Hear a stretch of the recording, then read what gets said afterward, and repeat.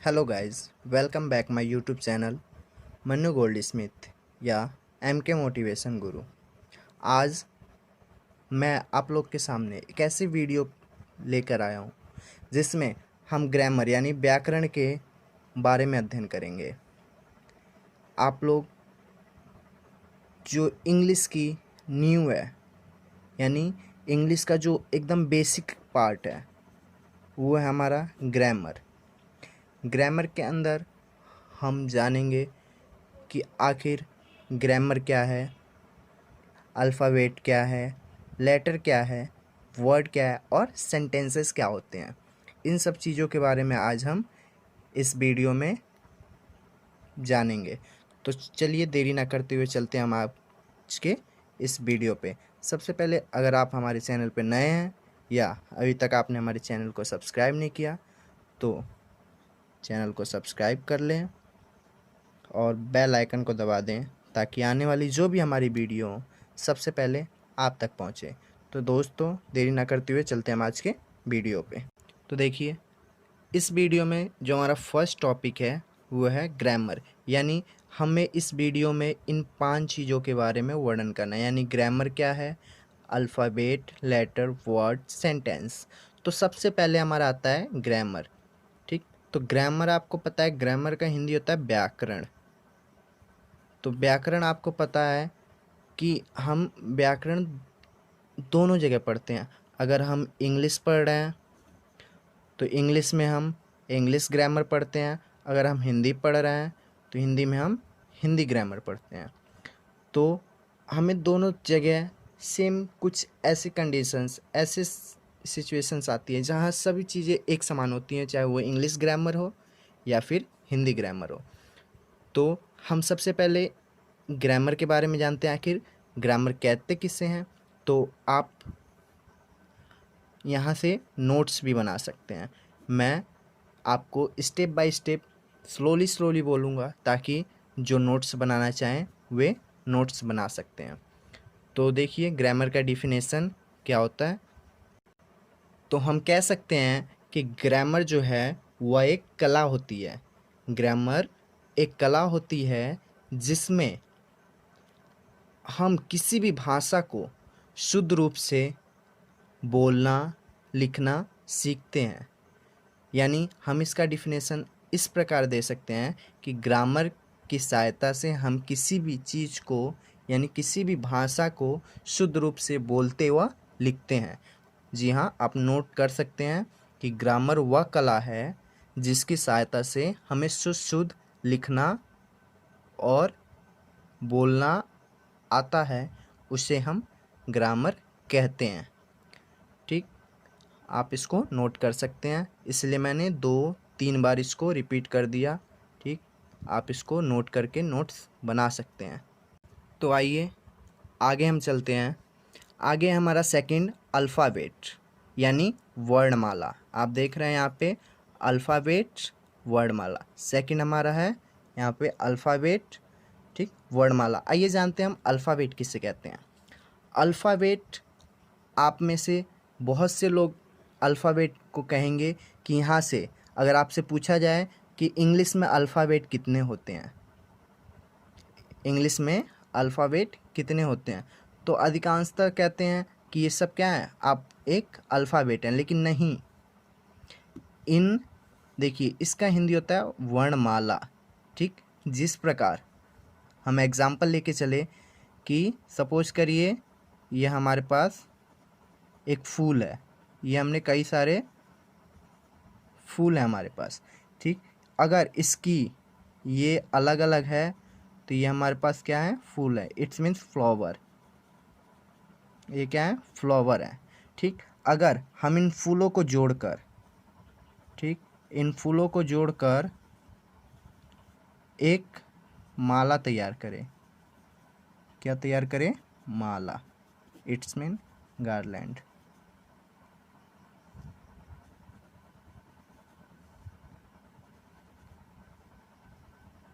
ठीक, एक हम गार्लैंड तैयार कर लें, स्पेलिंग है GARLAND।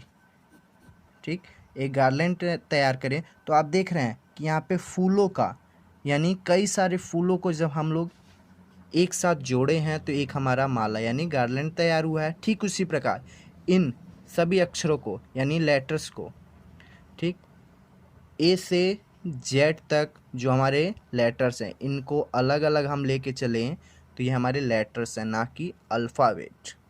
ठीक, इंग्लिश में टोटल अल्फ़ाबेट होते हैं,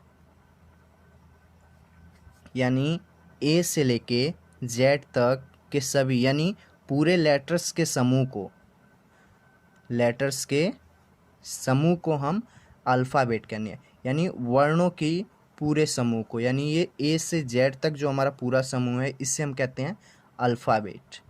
ठीक, आइए नेक्स्ट चलते हैं हम लोग लेटर पे।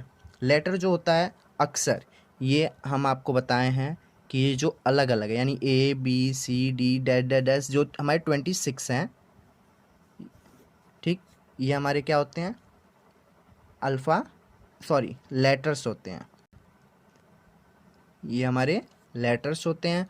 और लेटर्स की डिफिनेशन हम देंगे तो लेटर्स की डिफिनेशन हम देंगे कि भाषा की, जी हाँ भाषा की, भाषा चाहे वो हिंदी हो या अंग्रेज़ी हो, ठीक, भाषा की जो सबसे छोटी इकाई होती है उसे हम लेटर कहते हैं। जी हाँ, भाषा की डिफिनेशन आप लिख सकते हैं, नोट्स बना सकते हैं। भाषा की सबसे छोटी इकाई को हम लेटर कहते हैं। और आपको पता है कि लेटर जो होते हैं टोटल 26 होते हैं। ठीक, अब इन लेटरों में आता है आपका फर्स्ट आ जाता है जिसके बारे में हम डिस्कस करेंगे वावेल। वावेल का मतलब होता है स्वर। और सेकंड हमारा आ जाता है कॉन्सोनेंट। कॉन्सोनेंट मतलब होता है व्यंजन। तो देखिए स्वर और व्यंजन, ठीक, हमारे लेटर 26 और लेटर्स के जो पार्ट होते हैं यानी लेटर्स के जो प्रकार होते हैं वो हमारे लेटर्स को दो भागों में बांट दिया गया होता है। ठीक, यानी इसके दो प्रकार होते हैं, एक होता है हमारा वावेल और दूसरा होता है कॉन्सोनेंट। तो वावेल जो होते हैं हमारे, वावेल आप यहाँ पे देख सकते हैं, वावेल जो होते हैं हमारे ए ई और हमारा आई ओ और यू, ये जो 5 देख रहे हैं हम लोग ए ई आई ओ यू, ये हमारे क्या होते हैं वावेल होते हैं। जी हाँ, कौन कौन से, ए ई आई ओ यू, ये हमारे 5 जो देख रहे हैं आप ए ई आई ओ यू, ये हमारे वावेल होते हैं। और जो शेष, जी हाँ, जो शेष हमारे रेस्ट 21 रह जाते हैं वो हमारे होते हैं कॉन्सोनेंट। जी हाँ, दोबारा सुन लीजिए एक बार आप लेटर्स की डिफिनेशन। भाषा की जो सबसे छोटी इकाई होती है उसे हम कहते हैं लेटर। और लेटर के दो प्रकार होते हैं, एक होता है हमारा वावेल और दूसरा होता है कॉन्सोनेंट। वावेल जो होते हैं 5 होते हैं, ए ई आई ओ यू। और कॉन्सोनेंट जो होते हैं रेस्ट, यानी रेस्ट मतलब होता है बचे हुए, इन 5 को छोड़कर जो शेष 21 बच जाते हैं वो हमारे होते हैं कॉन्सोनेंट। ठीक है, आगे चलते हैं हम। देखिए आगे हम चलते हैं वर्ड। वर्ड मतलब होता है शब्द। जी हाँ, शब्द। हम लेटर जाने, अल्फ़ाबेट जाने, ग्रामर जाने, अब हम आते हैं वर्ड पे, यानी 4th जो हमारा नंबर है वर्ड। वर्ड क्या है, आइए जानते हैं हम वर्ड क्या है, यानी शब्द।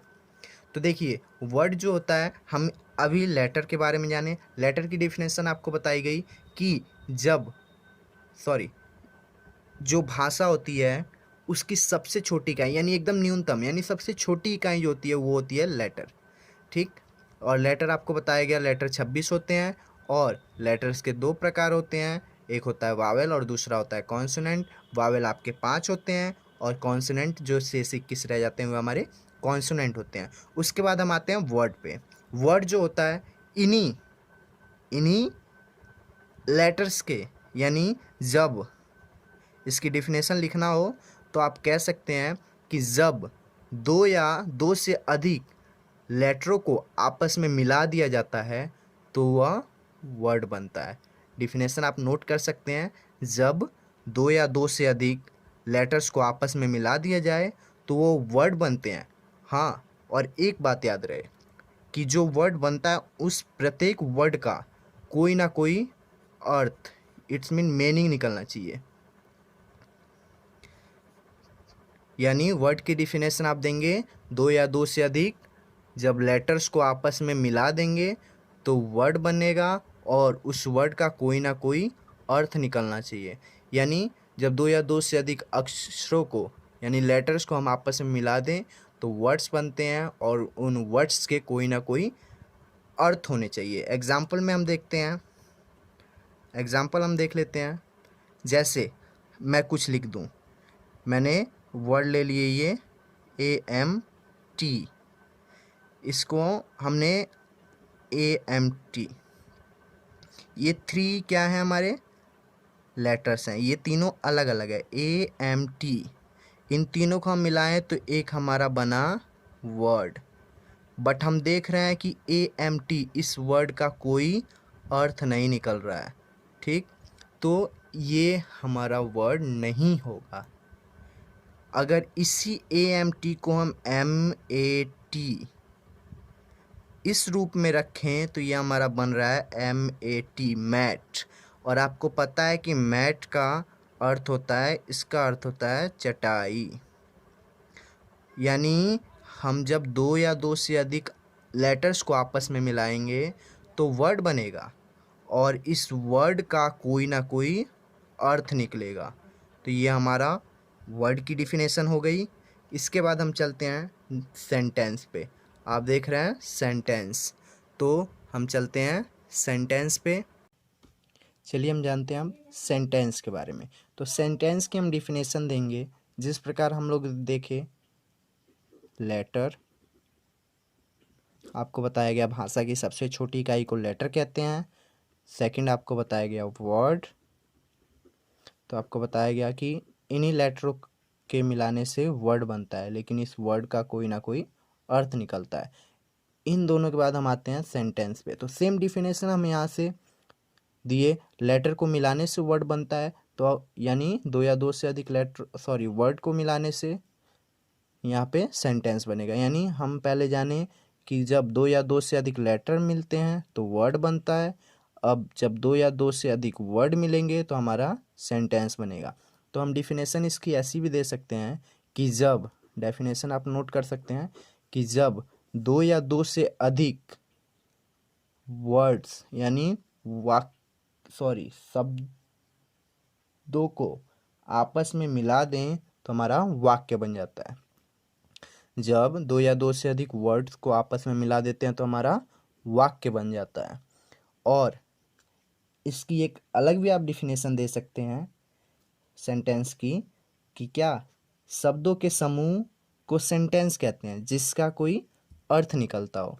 सेंटेंस की आप ये भी परिभाषा दे सकते हैं कि शब्दों का या शब्दों के उस समूह को हम सेंटेंस कहते हैं जिसका कोई अर्थ निकले। या आप ये भी डिफिनेशन दे सकते हैं कि शब्दों का ऐसा समूह जिसका पूर्ण भाव प्रकट होता है यानी पूर्ण अर्थ निकलता हो, उसे हम सेंटेंस कहते हैं। जैसे एक सेंटेंस हम लेते हैं, राम गोज टू हाउस। तो हम एक सेंटेंस लिए, राम गोज टू हाउस। तो हम देख रहे हैं कि ये क्या है हमारा, 1 2 3 4, ये चारों हमारे क्या हैं, वर्ड्स हैं। क्या हैं, ये चारों हमारे वर्ड्स हैं। अब देखिए, और यहाँ से हम लेके चलें तो ये हमारे अलग अलग क्या हैं, ये हमारे आर, ये हमारे लेटर है। यानी हम देखें 3 लेटर को मिला के एक वर्ड बना और इन्हीं सब वर्डों को मिलाने से ये एक पूरा हमारा क्या है, सेंटेंस है। ये पूरा हमारा क्या बना, सेंटेंस बना। यानी अक्षरों के मिलने से शब्द बनता है और शब्दों के मिलने से वाक्य बनता है। ठीक, यानी राम गोज टू हाउस है तो यानी राम घर जाता है, तो ये पूरा एक कंप्लीट सेंस है। यानी शब्दों का हम इसको डिफिनेशन में सेंटेंस को ये भी कहते हैं कि शब्दों का ऐसा क्रमबद्ध समूह, यानी शब्दों को एक ऐसे क्रम में रखा जाए जिसका कोई पूर्ण अर्थ निकले। अगर इसी को मैं कह दूं राम घर जाता है, ये हमारा है, ठीक। अगर इसी को मैं कह दूं जाता है घर राम, तो ये एक सेंटेंस है लेकिन ये क्रमबद्ध नहीं है। तो इसलिए कहा गया है कि शब्दों का ऐसा क्रमबद्ध समूह जो पूर्ण भाव प्रकट करता हो उसे हम क्या कहते हैं, सेंटेंस कहते हैं। तो दोस्तों, अगर आपको मेरा वीडियो अच्छा लगा तो वीडियो को ज़्यादा से ज़्यादा शेयर करें, और अगर आप हमारे चैनल पे नए हैं तो चैनल को सब्सक्राइब करें और बेल आइकन दबाएं ताकि जो भी आने वाली हमारी नई वीडियो सबसे पहले आप तक पहुंचे। और इस वीडियो को अपने मित्रों के पास, अपने दोस्तों के पास ज़्यादा से ज़्यादा शेयर करें। मिलते हैं हम नए नेक्स्ट वीडियो में सेंटेंस के प्रकारों के बारे में जानने के लिए। सेंटेंस क्या है और इसके कितने प्रकार होते हैं, क्या क्या होते हैं, इन सब को हम नेक्स्ट वीडियो में देखेंगे। तब तक के लिए धन्यवाद। जय हिंद दोस्तों। हमसे जुड़े रहिए और चैनल को सब्सक्राइब कर दीजिए। धन्यवाद। जय हिंद।